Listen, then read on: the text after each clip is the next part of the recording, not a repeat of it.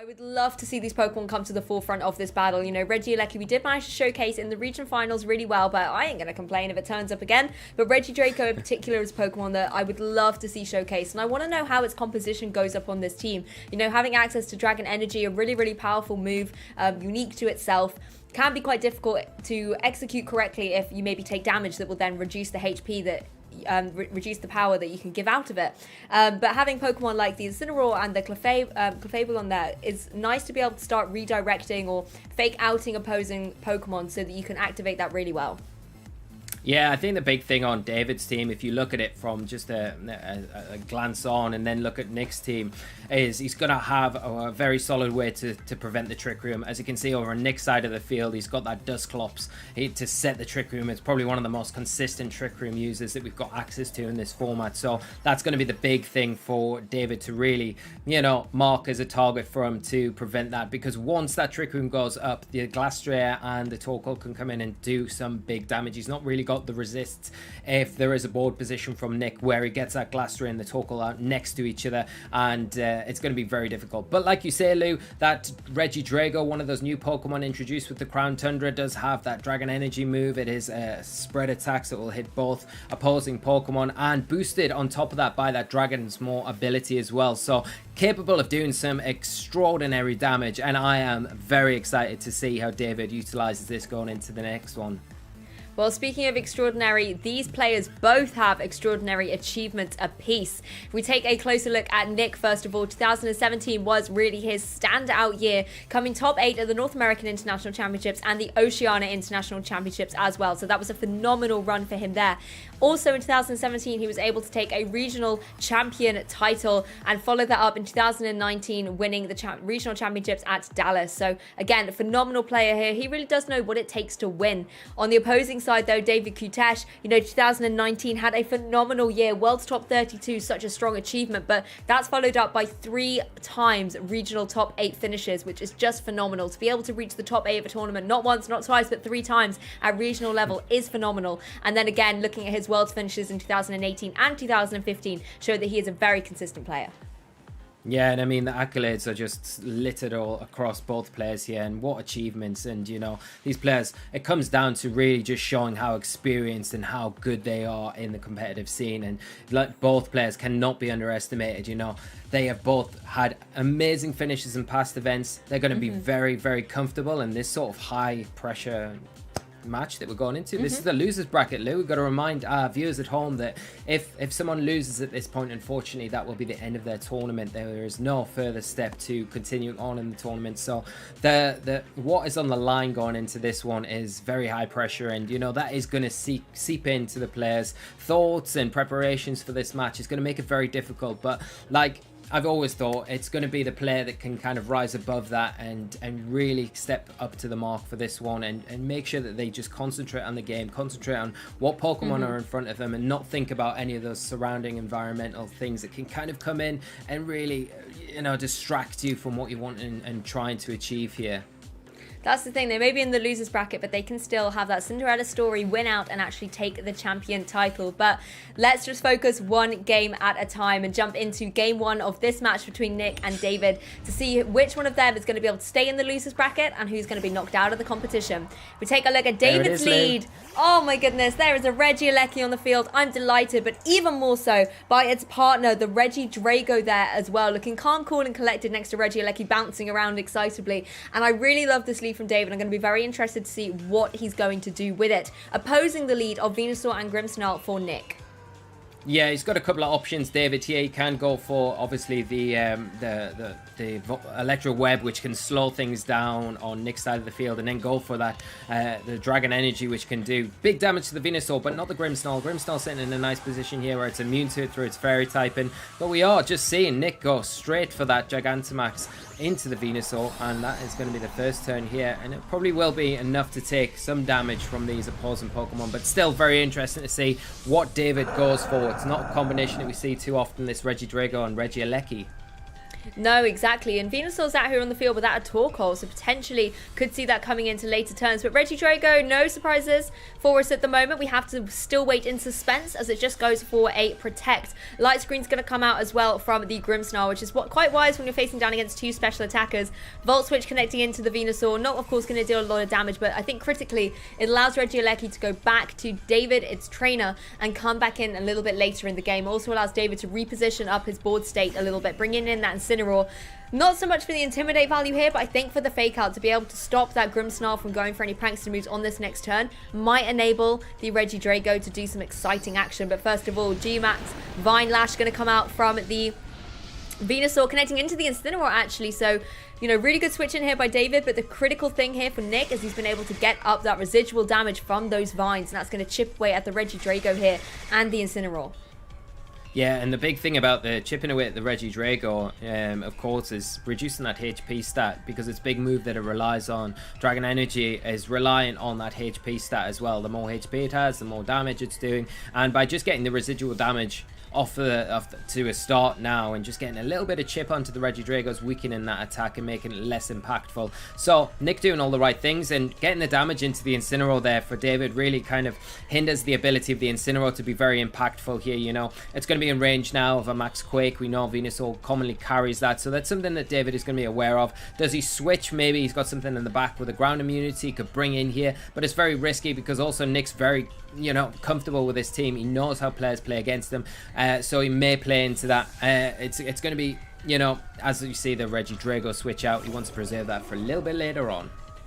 Yeah, a lot of Intimidate users coming in here for David. You know, Incineroar came out on the field last turn. This time we have got the Landorus jumping in, going to Intimidate across the opposing side of the field. Grimmsnarl going for the Reflect this time. Quite wise again, now two physical attackers on the field. So Grimmsnarl really trying to identify what the best defensive strategy will be. Venusaur going to go for the Max Ooze though, connecting into that Landorus, does about a third of damage. But the critical thing with that Max Ooze is getting that special attack boost up. That's going to make Venusaur a bigger threat to be reckoned with going into this next turn, being at +1 special attack. Incineroar going to go for the Flare Blitz, however, does a huge chunk of damage, takes it down to about a third left of HP.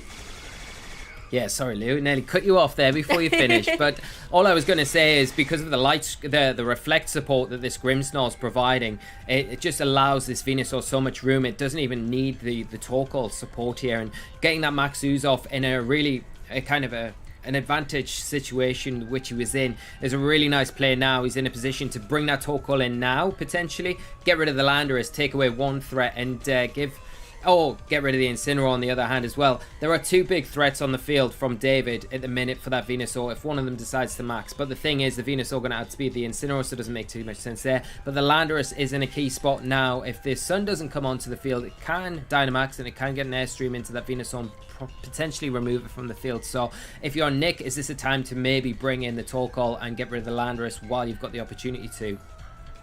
Well, Nick really taking every second there to count down the clock, thinking through his strategy here. And it's time for David to go for that Dynamax as well, trying to match Nick here. Of course, Nick only has one more turn left of the Dynamax on that Venusaur, and it's going to be the Landorus coming into the fray. This is something I absolutely love to see. I think Dynamax Landorus is such a powerhouse in the competitive video game realm at the moment. You know, it can do so much versatility, can go for max Airstreams, max Quakes. It's going to be very interesting to see what David is going for and which setup option he wants to do for his side of the field. Protect coming out from the Grimmsnarl, however, it's actually just going to be a Max Guard from the Landorus, not what I was expecting, but a nice defensive play. Defensive plays all round here, Lee. Max Guard coming out from that Venusaur as well, and poor Incineroar, the only one who didn't get the memo, goes for an offensive pressure here into the Max Guard of that Venusaur.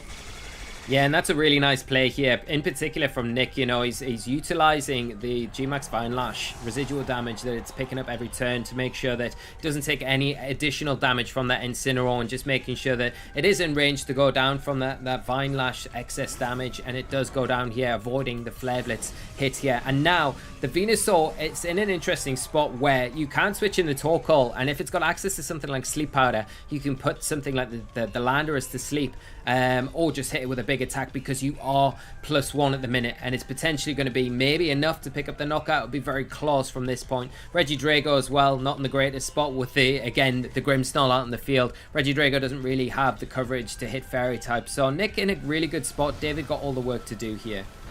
Landorus going to go for that max airstream, however, targeting down into the Grimmsnarl. Wants to try and remove it from the field so Regidrago has more utility and more options to hit. Obviously not going to deal damage into those fairy types like you mentioned there, Lee. So removing Grimmsnarl would be key there for David. Regidrago is going to go for that Dragon Energy, you know, thanks to the speed boost got from that max airstream. I love this animation as well. Going to be nice and super fast, going down into only the Venusaur, enough to pick up the KO, however. And it's just leaving itself that little bit vulnerable, though, to this Grimmsnarl. Going to be going for that Spirit Break, connecting straight down into the Regidrago. Does do a small chunk of damage, takes it down to just below a third, and lowers that special attack, which is the critical thing here. You know, as a special attacker, you do not want your attacking damage stats reduced at all. Yeah, and you can see the benefit here of those double intimidates that David's put onto the field earlier on, you know, between the Landorus and the Incineroar.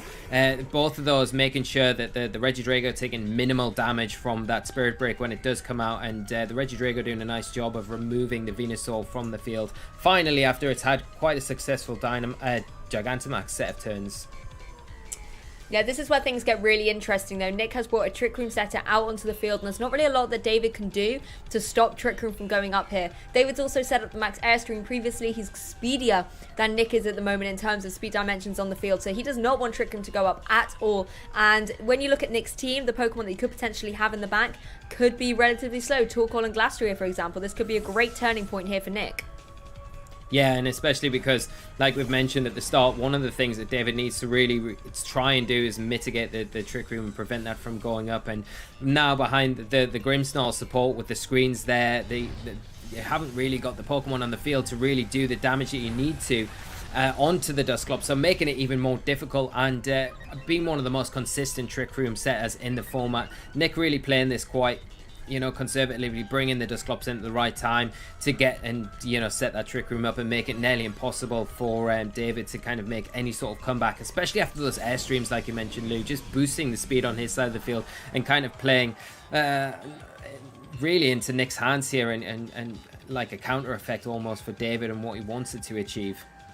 And that's the thing as well, Regieleki being the other Pokemon here. It's a very, very speedy Pokemon. It doesn't want Trick Room either. So Nick has got the environment of the battlefield exactly where he wants it at the moment. Probably wouldn't even mind that Grimmsnarl going down potentially. Gives him the free switch into a Pokemon in the back. Dusclops is going to go for the Pain Split into that Regieleki. Going to regain itself a little bit of HP and deplete Regieleki's in return. As Grimmsnarl goes for another Spirit Break, connecting onto Regieleki that's joined the field. Takes it below 50% HP remaining and lowers that special attack as well. Regieleki going to go for the Volt Switch, however, connecting into Grimmsnarl, not enough to pick up the KO, and gives David the opportunity to bring that Regidrago back onto the field, but this time minus that max airstream boost. Yeah, and that's the thing now. Regidrago going to come back onto the field, but in just as an awkward position as it was previous turn. Now you have got the option to potentially protect it here, try and stall out these Trick Room turns, maybe try and get an Earthquake or something like that off with Landorus if you can just remove the Grimmsnarl from the field, and at least that's one step closer to stalling out the Trick Room turns. And well, let's find out what they leave with. Let's jump into Game 2 and see how difficult the battle will be, whether David Koutesh can try and push this to a Game 3 or not. Remember, they are fighting for their tournament lives at this point. We are in the losers bracket, and it is going to be Landorus and Regieleki coming out for David. Venusaur and Grimmsnarl once again for Nick. And again, this is where things can get a little bit interesting. The Intimidate coming down onto that Grimmsnarl. Venusaur not going to worry about it too much, but Venusaur in prime position to go for one of those G-Max Vine Lashes once again, start dealing some good damage and getting that residual damage onto the field as well. Yeah, the Venusaur Grimmsnarl lead, I don't see there was any need for Nick to really change things up here. It was so effective in game 1, so why would you change it up? The pressure's not on you here. The pressure's on David to kind of respond to the question that was given to him in that game 1 defeat. David responding pretty well though, in all honesty, with the Landorus lead. I feel like it puts on instantly a lot of pressure onto this Venusaur, and it makes Nick maybe consider bringing the Torkoal here if he wants to get some use out of the Venusaur early on. But you've got the Grimmsnarl screens that you can also take advantage of. You can set up a Reflect to kind of nullify or kind of just weaken the damage from the opposing Landorus if it does decide to Dynamax in this first turn. Well, David Koutesh deciding to Dynamax straight away in this Game 2, going straight onto the offensive with that Landorus once again, going to Dynamax it up. And this is where you can start applying pressure to that Venusaur with something like a max Airstream. You're going to be able to deal a huge chunk of damage, and particularly when there's no sunshine on the field. you know, the speed advantage there for that Venusaur is not going to be favorable. Nick is, however, going to click that Dynamax button of his very own, and we've got once again a very offensive start to a Pokemon match here with Dynamax happening in turn 1 apiece. So, G-Max Venusaur on the field once again, Lee. Yeah, back on the field again. Probably fishing for one of those G-Max Vine Lash like we saw in that first game. Start getting that residual damage onto the field as soon as possible. But no, completely wrong. Just a Max Guard, Lou. Yeah, just going defensive this time. There's me going on how it's a very offensive start. We've got a Reflect being set up to prevent that physical damage from dealing as much as possible. And also the Max Guard from that Venusaur. The Electro Ball does a huge amount of damage though into that opposing Grimmsnarl, coming off the speed difference between the two Pokemon, and that was just catastrophic damage there. Venusaur being able to protect itself as well, and I love that Max Guard from the Venusaur. It stops the Regieleki from potentially going for that Volt Switch like we saw in game 1 and getting itself hit off the field, but Regieleki is here to stay, going for that Electro Ball. Huge damage. Yeah, massive damage. I wasn't expecting it to actually pick up the knockout there, but that is some huge damage right there from the Regieleki. You know, it's not the most common move that you see used on Regieleki, but really taking advantage of that high speed stat and the low speed stat of the Grimmsnarl there, and making sure that you're getting the most out of that damage and just removing it from the field. And that's a big play there for David to take advantage early on in this match. You know, he hasn't got his Airstream off, but he has been able to remove that big support option there from Nick's side of the field. Yeah, and something like a Choice Specs on those Regieleki will be boosting up the special attack even further. Could be very much the reason why that Grimmsnarl was able to be KO'd. But now going into this turn, you know, David's been able to take a really big win here, but there's still a lot of Pokemon you've got to play around. The Glastrier is out here on the field.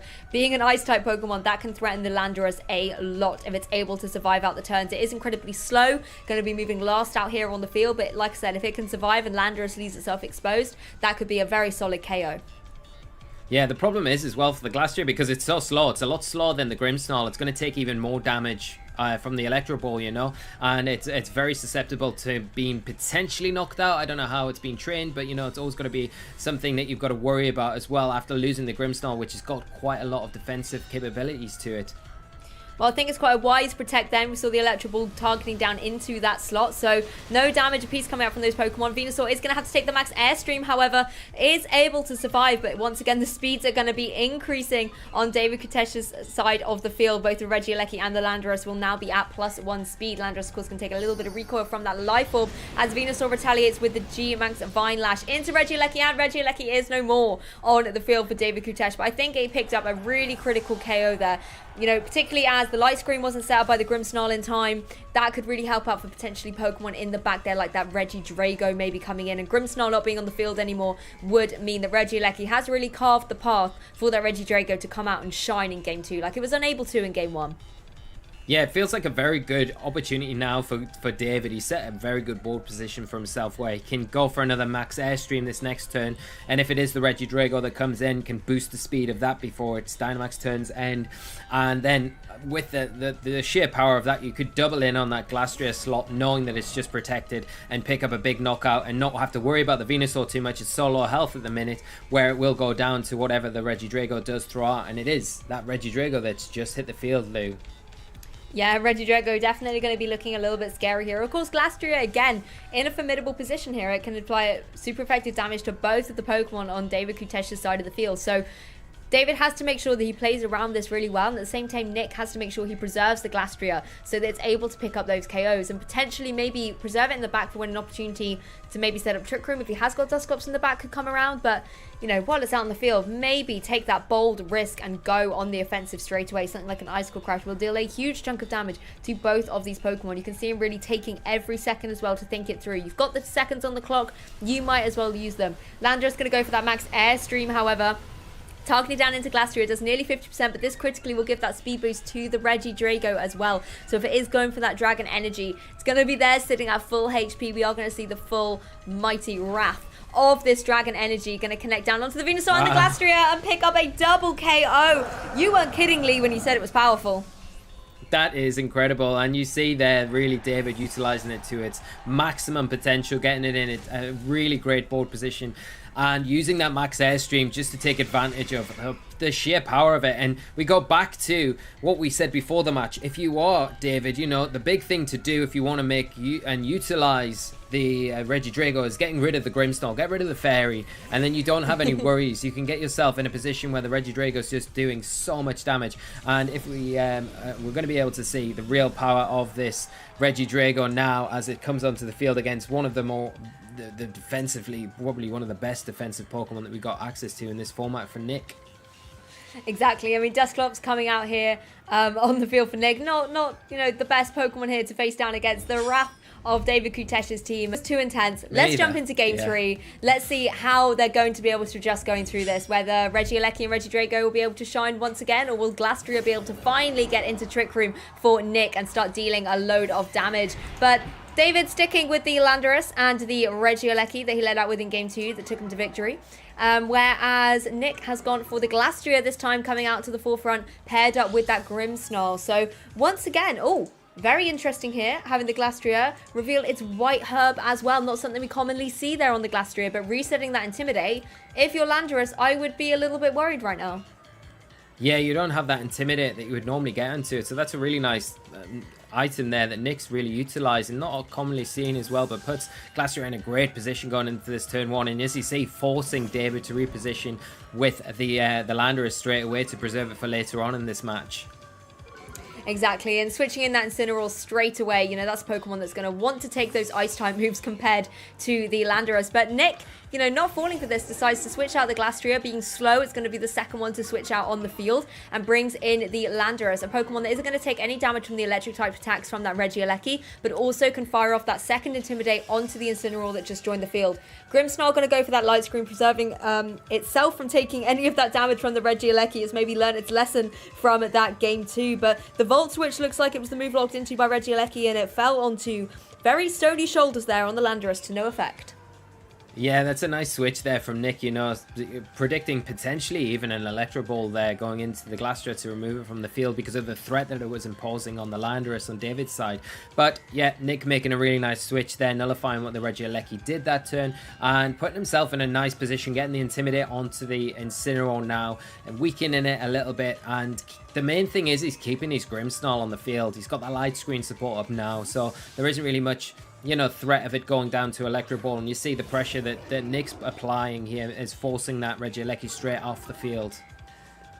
Yeah, exactly. And Intimidate jumping into the fray once again, this time falling onto 2 good targets here for David. You know, both Nick's Pokemon don't want to be taking those drops. And Grimmsnarl here just really free to keep setting up these screens, now going for that Reflector block, the physical type attacks with the 2 physical attackers on the field. And the Landorus on Nick's side going for that U-turn as well, so that it can Intimidate a little bit later on and also get itself off the field to safety, carving the path, I want to say, for the Dusclops to be able to rejoin the field and get that Trick Room set up as well. You know, that's something that Nick really wants to do. We've already seen the Glastrier is here. Incineroar, however, revealing the Will-O-Wisp. Not something we often see, but that's really good information here for us viewing the match, because now we know that Glastrier could fall victim to a burn, as well as sort of any fire-type moves coming out from that Incineroar.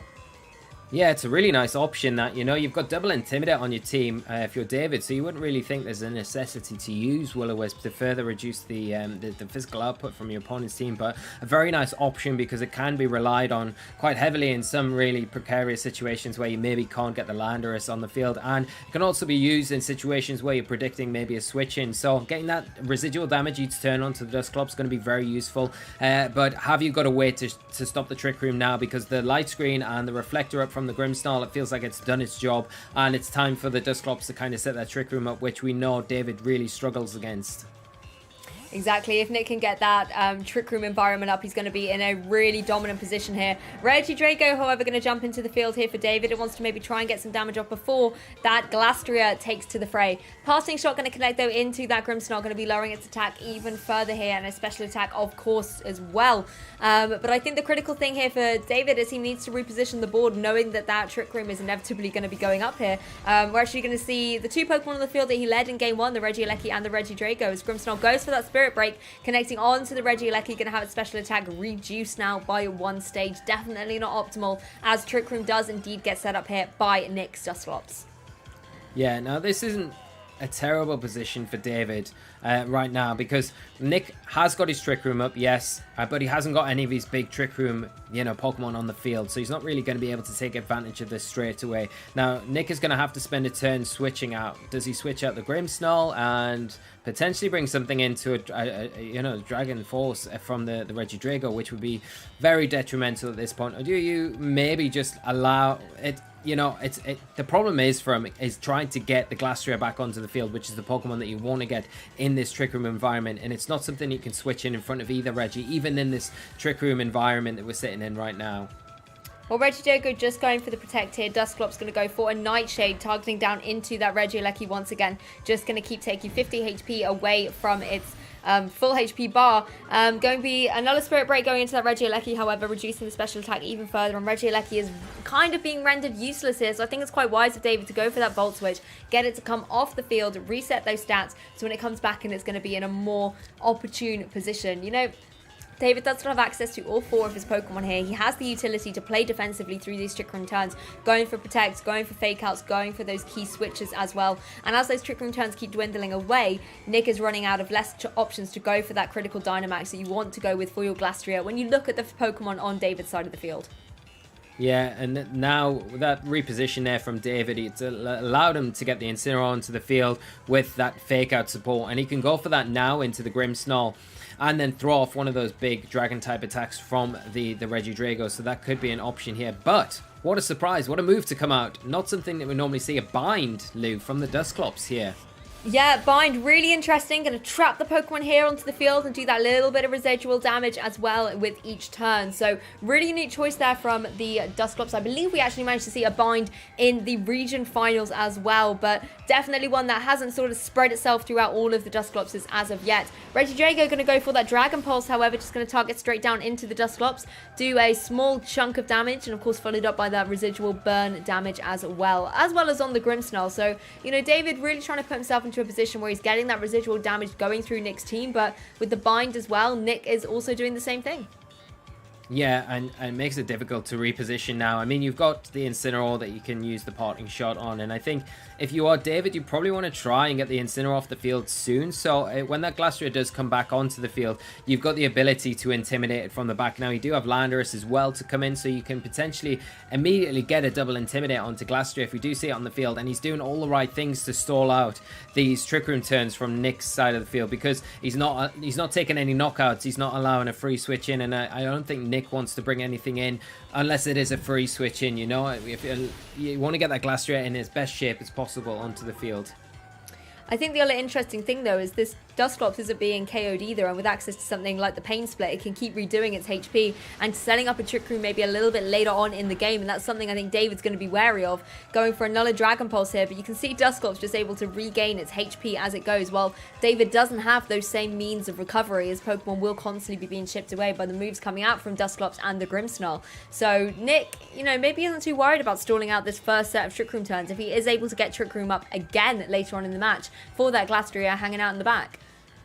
Yeah, and that's the thing. I think if you're David, for the Trick Room turns ending, you want to set yourself up with maybe the Regieleki on the field and use that Electric Ball to really do the remaining amount of damage to the Dusclops and potentially time it in a way where the screen support is going down, but it's very difficult to do that when the Grimmsnarl on Nick's side of the field is still sitting in a pretty healthy position and not looking like it's going down anytime soon. But the Trick Room turns will be coming to an end. It's going to be time, I think, to get the Regieleki on the field, and that's going to be the one outlet I feel that David does have that can do some big damage to the Dusclops. Well, Dusclops going to go for that Pain Split once again into the Incineroar. Just going to regain itself a little bit of HP and deal some out to Incineroar in return as Grimmsnarl fires off that Spirit Break. Targeting down into the Incineroar again, just a little bit of chip constantly dwindling away at these Pokemon on David's side of the field. You know, getting that critical hit as well, every little bit of HP is going to be adding up. So quite wise of Incineroar, I think, to get in on out of there, going down for a Parting Shot into that Grimmsnarl once again. And I think this Grimmsnarl has been hit many times with things like Parting Shot, obviously having the burn on there as well, the Intimidates coming in. Its stats are going to be looking a little bit messy, but I think the critical thing that Grimmsnarl is doing is staying on the field. That means the Regidrago is not going to be in an optimal position, and it's going here for that Draco Meteor, going to target down into the Dusclops here. Really doesn't deal a huge amount of damage though, unfortunately, and it's going to have its special attack reduced as well, and due to the bind it's not able to jump in off the field and get that reset at this stage. But Regieleki's come onto the field, and you mentioned, Lee, that you need Regieleki on his Trick Room ends to go for those powerful Electro Balls. Yeah, and I think that's the one thing that David's got access to now that could maybe be the saving grace to get rid of the Dusclops. But the problem is here, you know, Nick just needs to be patient. He could switch in his Landorus at this point and just soak up that Electro Ball damage and then really pin in the Regieleki here for the next turn. Already having the Regidrago pinned on the field with that bind, it's not able to switch out at the minute. So it's a very slow-paced game, but very tactical at the same time. Both players need to be very measured with what they're doing next, because I feel like these are the kind of pivotal turns in the game where if you get a bit too sloppy on one of the turns, it could really cost you the rest of the game. And it's both players just trying to kind of eke each other out at the minute to see which one's going to break first. Well, no Trick Room going to be reset up for Nick. He's going to bring the Landorus here on the field. And just like you mentioned, Lee, potentially going to be coming in and soaking up that Electro Ball coming up from the Regieleki. Obviously not going to be dealing any damage to a ground type. Regieleki is going for that Electro Ball. And it was indeed going into that Landorus, not the Grimmsnarl. Regidrago going for the Draco Meteor, but avoiding the Landorus that's connected, leaving Grimmsnarl free to go for that Spirit Break. Still not being able to pick up a KO against that Regidrago. And in all honesty, I think if you're David Koutesh at this point, you almost want your Regidrago to go down. It's just sitting there on the field like dead weight, and you want to be able to kind of get it off the field and bring another Pokemon in from the back to actually apply some really good damage and pressure to the match. Yeah, that's the thing. You want to just let it go down, like you say, get something fresh onto the field, because now it's so weak, it's not really doing very much.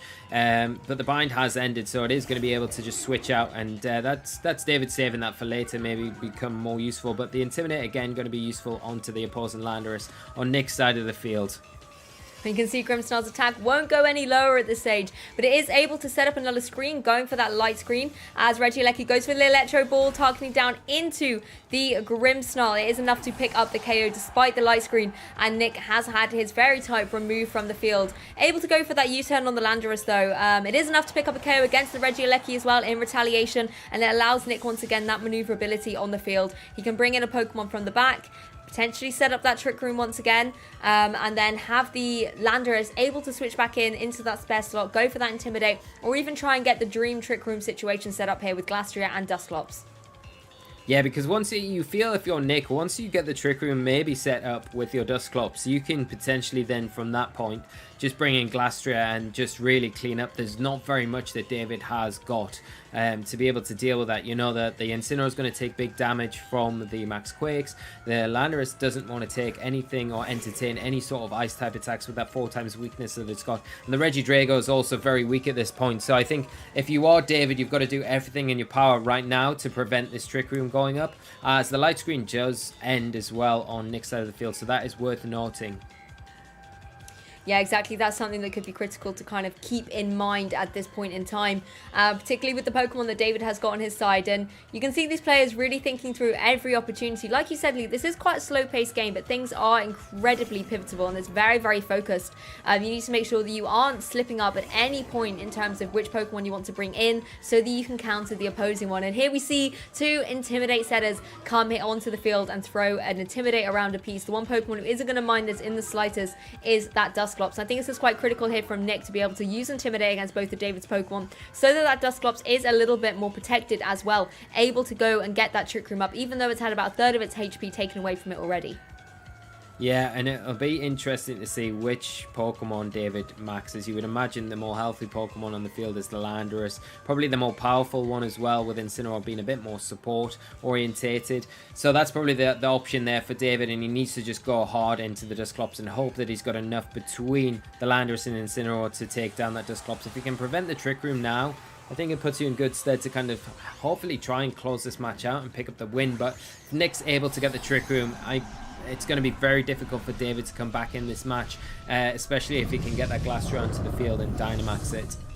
I mean, this is something we've seen a lot on this broadcast in particular, is getting deep into a game. So many turns keep going by, but there is still the Dynamax to be utilised by these trainers. And in particular in this game 3, where there have been so many turns, we're now at a point where both the trainers are in a position where they cannot hold off any longer. They have to go for that Dynamax and start picking up KOs. You can do all the ball positioning and defensive plays you want, but ultimately to win a game of Pokemon, you have to pick up KOs and eliminate the opposing team.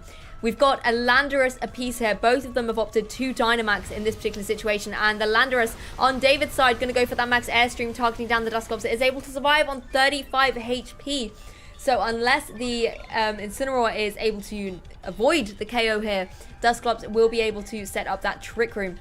But more often than not, the Incineroar with that Flare Blitz. You know, it has taken an Intimidate, but with only... Oh, it is able to survive on 7! Oh so my close. Goodness. That is so close, isn't it? You know, like, oh, you couldn't get any closer there.